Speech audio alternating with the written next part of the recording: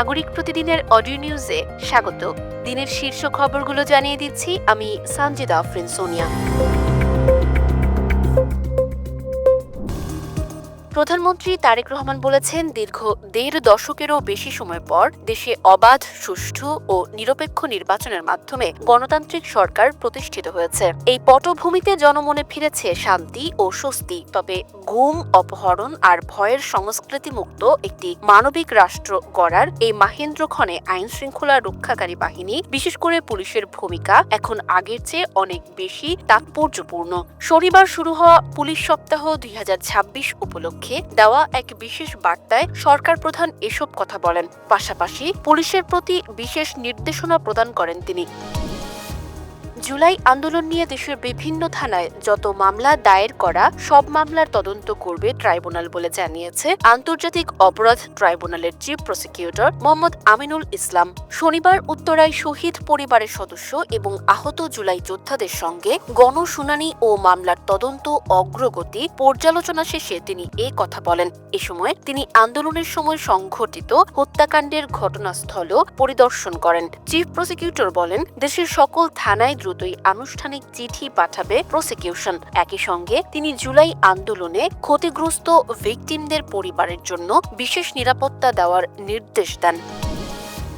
BNP সরকার কোনো নির্দিষ্ট দেশের ওপর এককভাবে নির্ভরশীল হবে না। বাংলাদেশের জাতীয় স্বার্থকে প্রাধান্য দিয়েই বিএনপির পররাষ্ট্রনীতি পরিচালিত হবে বলে জানিয়েছেন প্রধানমন্ত্রীর পররাষ্ট্র বিষয়ক উপদেষ্টা হুমায়ুন কবির। শনিবার গুলশানের একটি হোটেলে আলোচনায় তিনি এসব কথা বলেন। হুমায়ুন কবির বলেন, অতীতের বাংলাদেশের পররাষ্ট্রনীতি অনেক সময় কৌশলগত না হয়ে কেবল প্রতিক্রিয়াশীল ছিল।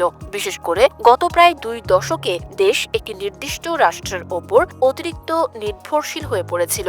এর ফলে কূটনৈতিক ভারসাম্য নষ্ট হয়েছে এবং রাষ্ট্রীয় প্রতিষ্ঠানগুলোর সক্ষমতা পুরোপুরি কাজে লাগানো সম্ভব হয়নি। তামিলনাড়ুর রাজনীতিতে গত কয়েকদিনের রুদ্ধশ্বাস নাটকীয়তার অবসান হলো অবশেষে।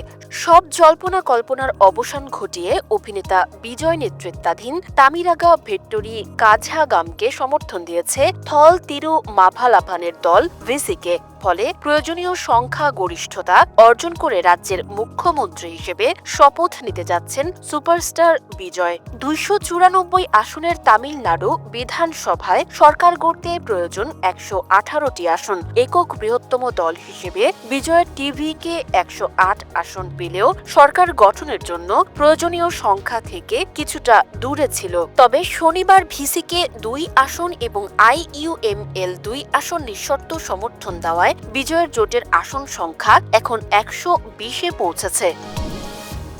রাশিয়ার প্রেসিডেন্ট ভ্লাদিমির পুতিন মস্কোর ঐতিহাসিক রেড স্কোয়ারে অনুষ্ঠিত দ্বিতীয় বিশ্বযুদ্ধের বিজয় দিবসের ভাষণে বলেছেন, রাশিয়া সবসময় বিজয়ী ছিল এবং ভবিষ্যতেও থাকবে। শনিবার বিবিসি এক প্রতিবেদনে এ তথ্য জানিয়েছে। ভ্লাদিমির পুতিন বলেন, ইউক্রেনকে পুরো ন্যাটো জোট অস্ত্র সহায়তা দিচ্ছে এবং রাশিয়া একটি আগ্রাসী শক্তির বিরুদ্ধে লড়াই করছে, তাই ইউক্রেন যুদ্ধ ন্যায়সঙ্গত। দ্বিতীয় বিশ্বযুদ্ধে নাৎসি জার্মানির বিরুদ্ধে সোভিয়েত ইউনিয়নের বিজয় স্মরণে প্রতি বছরের ৯ মে রাশিয়ায় বিজয় দিবস পালিত হয়। প্রথম দিন শেষে ম্যাচে স্পষ্টতই এগিয়ে ছিল বাংলাদেশ। দ্বিতীয় দিনের শুরুটা ভালোই করেছিল টাইগাররা, তবে বেলা গড়ানোর সঙ্গে সঙ্গে ম্যাচ থেকে দূরে সরে গেছে তারা। বিশেষ করে বোলিংয়ে একেবারেই ছন্ন ছাড়া ভাব ছিল।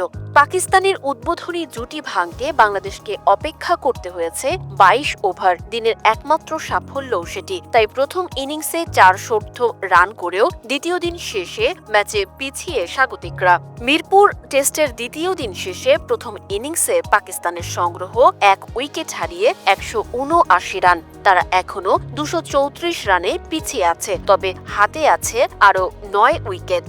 এর আগে বাংলাদেশ নিজেদের প্রথম ইনিংসে করেছে ৪১৩ রান।